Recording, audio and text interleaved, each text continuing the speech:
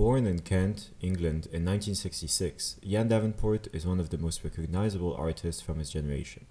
A Goldsmith College of Art graduate, he participated in the seminal 1988 exhibition Freeze, curated by fellow Goldsmith alumni Damien Hirst, a legendary exhibition which started the Young British Artists movement. To this day still, the youngest Turner Prize nominee in history, he has solidified his artistic practice throughout his career and has enjoyed critical acclaim for his unique approach to the singularity of colors. Color's importance in art is nothing new.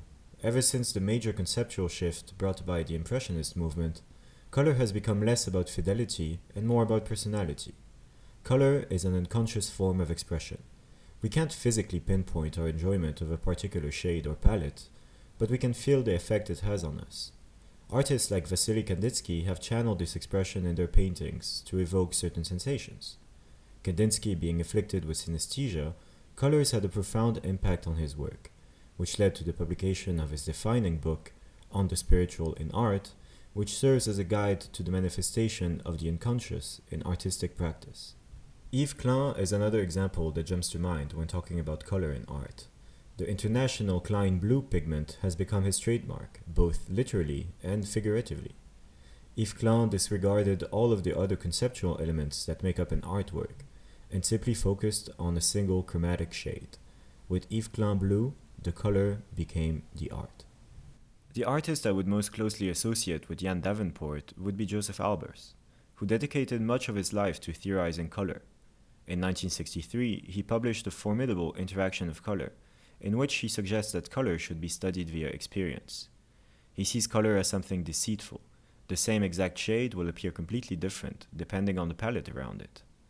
The possibilities of the experience of color are endless. His Homage to the Square series was a testament to this study. Each work explores the chromatic composition of its nested squares, and while the composition of the works would never stray away from those squares, the color took center stage as the mean of expression. Albers would meticulously list the reference of these colors on the back of his works, cataloging every single color experiment he conducted. When starting his Homage to the Square paintings, Albers said, "Every perception of color is an illusion. We do not see colors as they really are. In our perception, they alter one another." As told by Joe Melvin, Ian Davenport has a roving eye for visually striking colors, looking at the world with writer's glasses. He is always on the lookout for something unusual that creates an unconscious sense of appeal. For Davenport, chromatic inspiration is everywhere, be it in an historical masterpiece or in the nature around us. Take this work, for example. It uses the signature pattern of the artist, stripes, lines, bands, and pools of color merged together to create an abstract color field. The palette is incredibly varied and striking, and yet still remains coherent, and achieves a sense of unity that is rationally unexpected, but makes sense on an unconscious level.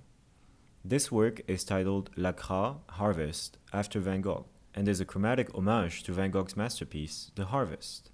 When putting the works side by side, you can see that the chromatic inspiration is evident.